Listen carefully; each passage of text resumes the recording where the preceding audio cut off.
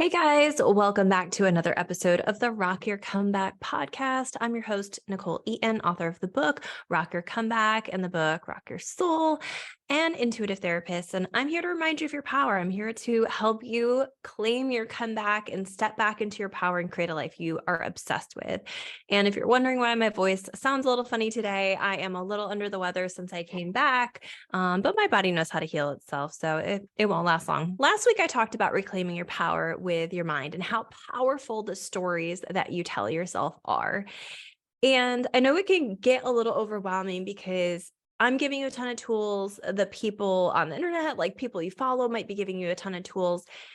And how do we know what tools to use if there's so many options and so many ways of doing anything? And the answer comes down to this piece that I'm about to give you today. You don't have to do this process alone. You have a beautiful inner GPS, a guidance system that is guiding you and drawing you towards the things that will work best for you. And we're like taught to ignore our intuition. So if you're like, I don't feel like I have an intuition, Nichole, or I don't trust mine, that's fine and normal. Like if we think about trusting our intuition, it's a skill set. Developing your intuition is nothing more than a skill set. It's like getting your baseball swing perfect. It takes practice. It takes learning to listen to how your intuition speaks to you. And we're going to talk about that today because I think that this is the most powerful thing you can do in your comeback is begin to listen to that inner voice. Because really, when we're out of alignment, what we mean is that inner soul, that inner person we are, is not matching up with who we're being in our day-to-day life. How we're thinking and feeling is not how we're acting. And so we can get really gross feelings, really bad feelings when we ignore our intuition. And not only that, we can get really off track and we'll feel that way. Sometimes you'll have everything that you thought you wanted or everything that makes other people, proud of us, but we don't feel a certain way. So if that's you and you're like, I'm overwhelmed by all of this stuff, I got you today. This episode is for you. Okay. I'm going to teach you how to hear your intuition and also teach you that you are being divinely guided, not just by your intuition internally, but by the universe externally. And you can replace universe with whatever beliefs hold true to you. If that's, if you like to use the word God, if you like to use the word spirit, if you like to use the word Allah, like this is as you connect personally to a higher power. I'm never going to tell you what to believe in. I can tell you my beliefs and how they formed within me, but I will never sit there and tell anybody what to believe in. So don't worry. You and what you believe in is so relevant and so important, and it may or may not line up with mine, but I'm going to just share a little bit about how I think that you're being supported. Okay. A lot of people ask me, like, how did you get into intuition? I'll tell you what, my basis is actually in mental health counseling. I have 3 degrees in psychology and a master's in mental health counseling with an advanced certificate, and practiced as a mental health counselor in a traditional way for a while. And what I noticed is that sitting one-on-one with people, I just was so locked in. I was so present with them that I just felt like suddenly I knew things that they weren't telling me. And at first I was like, well, you must have told me that at a different time. And they were like, I don't think I did, and it was like more than can be observed by your, natural observation. It was that I was picking up things that were bigger blocks or bigger fears. And it helped me be very good at my job, but it also was confusing to me because at the time, like growing up, I didn't believe in anything. I would say I was pretty agnostic. I didn't really understand religion. I had a lot of harsh encounters with religion over my childhood. I remember being told when I was in 3rd grade that I was going to hell because I didn't go to church. So I tell you this because I want you to know that I was the most skeptical of the process that I'm teaching you today. I, at one point, was the most skeptical. So it has taken a lot of repeated evidence of the universe for me to be talking so confidently about it. And at this point, you would never talk me out of it. Never. You couldn't. There's so many things that I've known had happened, or amazing things that have happened for me, to me, with me, that are unexplainable. And so for me, that stands firm and strong. I believe in a higher power, and it's not because I was fed it as a kid. It wasn't because I just found Jesus at like a random age. Like, it wasn't any of that. It took repeated things that came into my experience, repeated it, trusting my intuition, it just kept proving itself to me. So I like to say, I didn't find God, God found me. So I'm in these sessions with people, I'm learning, like I'm intuitively picking up all this information. And at the time I didn't really know what that was. So I went and I asked my boss, and I'm like, I don't know what this is, but I feel like I'm knowing things. I feel like I just know things about people. And I was always entertained by psychics, but I just thought it was kind of like fake entertainment. So I started to read. I read every book on intuition. I read every book on spirituality. I read every book, religious texts. I won't say I read them all the way through, but I definitely read every, because I just wanted to know. I'm like, what is this? Why is this happening to me? Why are these unexplainable experiences happening? Why am I, able to kind of see into people's energy fields and even see auras and colors around people? Like, what the fuck is going on is really where I was at. And so I got into this place where it was curiosity, really. Intuition opened up because of curiosity. And so I went and studied intuition with a psychic medium in Buffalo.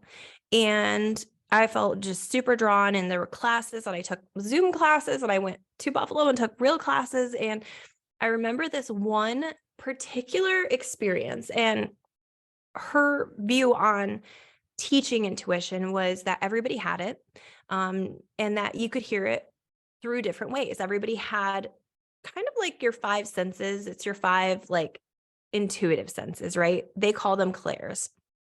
And there's clairsentience, which is a clear feeling, like feeling, feeling sad if somebody's sad, feeling, knowing if someone's not okay, even if you're not with them, or clairaudience, of clear hearing, like feeling like you can hear things, and this isn't like paranoia, so like that gets confused for a lot of people, but this is like hearing a song and having it be relevant to your life that you weren't even thinking about.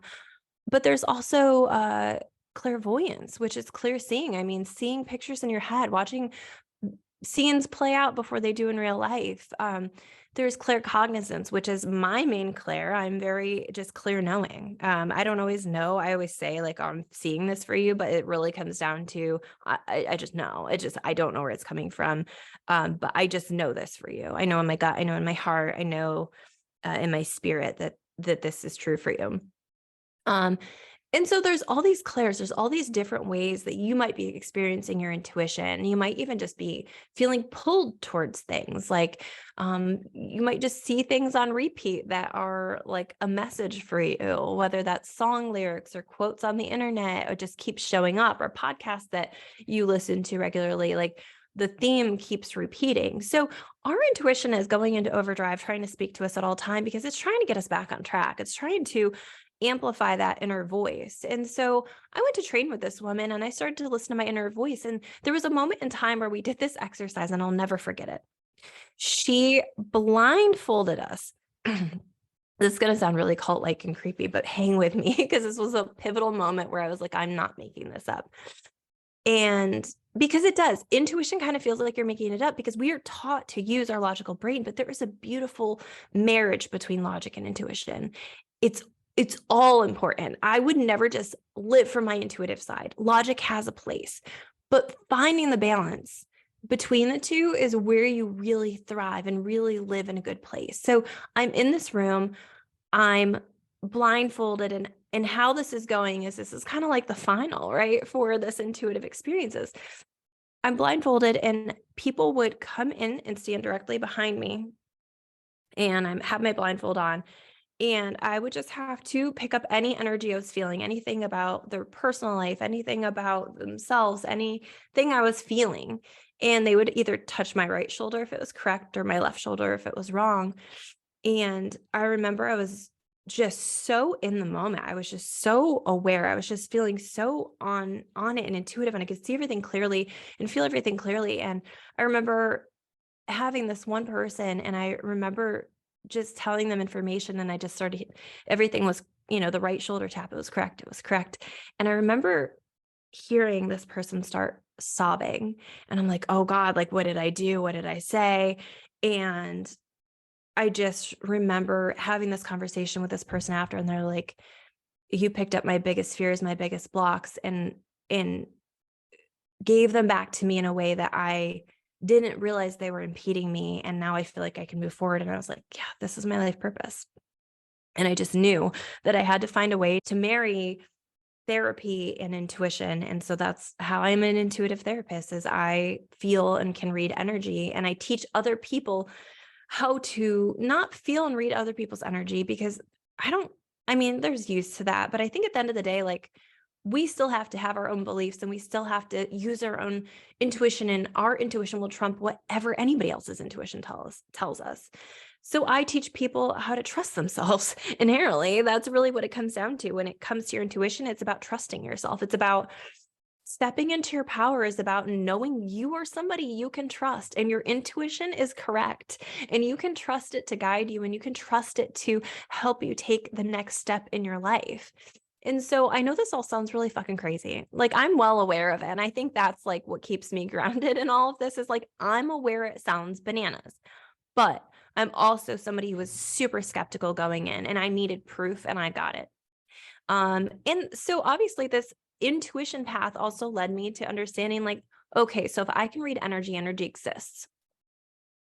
Why does it exist? In what ways does it exist? If I can read energy and I can do it without any, like, seeing anything, if I can do it with my eyes closed, completely blindfolded, with no verbal communication back and forth with a person, like, what does that mean about God? What does that mean about a higher power? I stepped into this phase of just wanting to understand, and I started meditating, and I started just feeling into texts and books that made sense to me and resonated. And if anybody is curious, I love the book by Spirited by Rebecca Rosen. It was a huge help when I was understanding my intuition. And if you're somebody who's very intuitive and you don't know how to wrangle it and you don't know how to understand it, it's a great book. So I highly, highly recommend that one. And it just helped me understand my intuition in a different way. And so I started reading more texts that helped me understand my intuition, but also helped me gather ideas of what the universe meant to me. And again, I can't tell you what it means for you. And I can't say that your beliefs are good, bad, or otherwise. I don't care. Whatever works for you works for you. But what I know of the universe is that it's a loving energy, and that I believe we're part of the universe. I believe we are that loving energy when we're at our best, when we are most authentic to ourselves, that we are this beautiful, loving spirit. And I believe that we are the energy that creates worlds, which is why I am so diehard about manifestation, because I do believe that we are connected to a beautiful higher power that wants good things for us, that wants us to trust ourselves. We have that inner guidance system, and it all culminates to connecting the energy and the thoughts together. And what a powerful place to be. What a powerful place to be, to remember that you are an extension of the power that creates worlds, that you are just this loving being, that at the source of everything, you have the power to change your life because you have the power that creates worlds inside of you. And that was the most, like, profound thing that I had ever experienced, thought of, and felt. And one of my favorite things about talking about the universe, and even with people who don't believe in anything, even with people who don't believe in God, they don't have a religion, they don't whatever, there is a part of the brain, and there's a group of researchers called neotheologists, and there's a part of the brain that actually is hardwired to recognize God. And whatever word you're using, I don't care, I'm not going to tell you, but there is a group of people who study the brain and how talking about the universe resonates to some extent with most people. And even when they're, like, resistant, even when they're in a hard place, even when they, had abusive relationships with religious experiences in the past, which is a total thing, even with that stuff in mind, there is still something that gets sparked inside of people when talking about it. And I've watched this happen in my practice, because again, I will never push a religion or any belief onto people. This is just solely what I believe based on my personal experiences and the studies that I've done and the books I've read. There's something in us that recognizes that we are a spark, that we are a little ball of light. One of my favorite energy clearing techniques is to pour white light over myself over people, if people feel that shift, like if there's nothing, then why feel that shift? And here's my take on it right now, right? Is that you don't have to believe in anything, but at least believe in a better version of yourself. At least believe that there's an authentic version of it. Like you still have a soul. There's still something that happens when people die and you don't weigh any different and you don't, your body is still there, but you can tell when something is dead because the soul is gone. So I just want to pose this to you that you are a co-creator of the universe. You are a beautiful light energy. And when you're authentic, things feel easier. When you are yourself, things feel easier. When you trust and you put in your work and begin to listen to yourself, things feel easier. That's alignment. That's all alignment is when our thoughts and our feelings and our actions match up. But when they originate from our internal GPS, from our intuition, it's even better. It's even quicker. It's even faster. It even feels so fucking good. And that's exciting. That's exciting to know that we have all of that at our fingertips, that we can remember who the fuck we are, remember that we are source energy, and use it accordingly throughout our day to not forget our power, not play victim to our circumstances, and to step the fuck up into our life and to make massive, exciting changes from a powerful place of knowing we're worth it, knowing we're loved, knowing we're good, knowing we're inherently good, knowing that if we're making decisions from our gut, from our soul, from our heart, that we can be on path to live a powerful existence. And I think that's so exciting. What I'm really saying is that your comeback's not just up to you. No, it's not. It is a culmination process between you and your personal connection with God, between you and your intuition. And I'm going to teach you in this entire podcast, so I hope you subscribe, how to really hear your intuition, how to begin to trust it. But I wanted to explain to you why I'm so passionate about it, because everyone's like, intuitive therapist, what the fuck does that mean? And the reality is that it just means that we combine the importance of mental health and the importance of beliefs and the importance of the stories we tell ourselves alongside of energy and intuition and manifestation, and all of those things culminate together to make healing not only last, but have a longevity. And that's like one of the most incredible things that I think this work does, is that it helps people feel powerful to make choices in their life, to better their life, to improve things in their life, to feel confident and feel like, the universe has your back. Like there is so much power in knowing that and in feeling that. And so it's a really incredible place to be when you feel supported by the universe. And I don't always feel supported. I have to do things intentionally throughout my day to ensure I feel supported. One of those is the Course in Miracles. I read that. I open it. I just open it. That's all I do. Whenever I'm talking about the Course in Miracles, it's a big, heavy, thick ass book, kind of similar to Bible structure, worded, also similarly in the way it's worded. However, I literally just open it every day and just see where my eyes get pulled. And that's a really fun little practice that you can start doing. Not with the Course in Miracles. You can pick up any book, open it to a page, and just see where your eyes get pulled. And that's an intuition practice. And you just write it down. You just write it down and you see where it resonates with yourself or throughout your day. You just write it down. That is one of the most easy ways to start trusting your intuition, is when you get a gut feeling, when you get a knowing, when you have a vision, when you hear a repeated message, that you just write it down. You just say, hey, I'm listening. Please give me more. I'm listening and I'm wanting to trust this.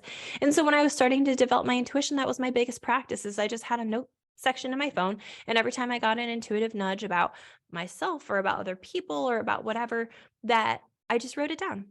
I just wrote it down. And then you have proof. This is all we're developing, is proof that you can trust yourself, proof that intuition is real, proof that the universe is supporting you. And the one thing I'll say is that when I first started to understand the universe or understand a higher power, I used it in desperate moments. I used it out of fear. I used it out of desperation. I used it out of I need help. I'm in the pit of it and I need assistance. And so what I'll tell you is that access this connection every day if you can.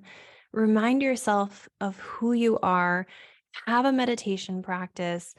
Have something where you can plug into the reminder that you're not alone on this journey.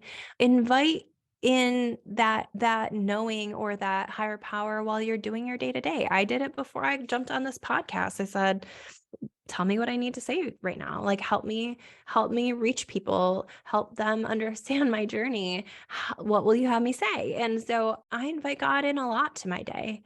Not just in desperation. I invite him in for the journey. And we have free will and we have to trust ourselves. Again, we're marrying intuition and logic, and we have free will. So we also have to remember that when we're feeling stuck, it's a perfect time to surrender that up and say, okay, show me what I need to know about this. How can I help myself do better? What do I need to be doing right now? And we stop for a second, we pause, we take a deep breath, and we invite the universe in. We invite God in to help us. You send up a prayer, you set an intention. That's one of my favorite things, is that across most religions, it's used to explain the miracles and the madness, but it's also as a common action of prayer. And affirmation is prayer. Intention setting is prayer. It's just a different form. I always pray thankfully. When I need a little help, I'll pose a question. What would you have me do? What would you have me say? How can I be of best and highest service today? What am I missing here? I'll just pose a question and I'll anticipate that the universe helps straighten that out for me throughout the day, or helps me see things from a different perspective. But intention and affirmations are prayer. It's a really powerful tool to have in your back pocket. This is a really cool experience if you let it be. And again, I won't push anything on anybody. It's not my place. But if it resonates with you, then I'll show you the magic in the world, because the world is very magical. And some people refuse to see it. They don't want anything to do with it. But for people who choose to embrace it, it's a whole different way of living. It's a powerful, fun way of living. That is my story. That is part of my story. Our next episode will be talking about how do we marry energy and thoughts into manifestation, and why does that matter, and what does that mean? And how do we trust our intuition to guide us into action? Because manifestation is not a stagnant thought. It has action to it. So I hope you subscribe. I would love if you'd leave me a positive review. And in the meantime, I will catch you next week with an episode on manifestation before we dive into some comeback stories. So thanks again for listening, and I hope you guys have a great week.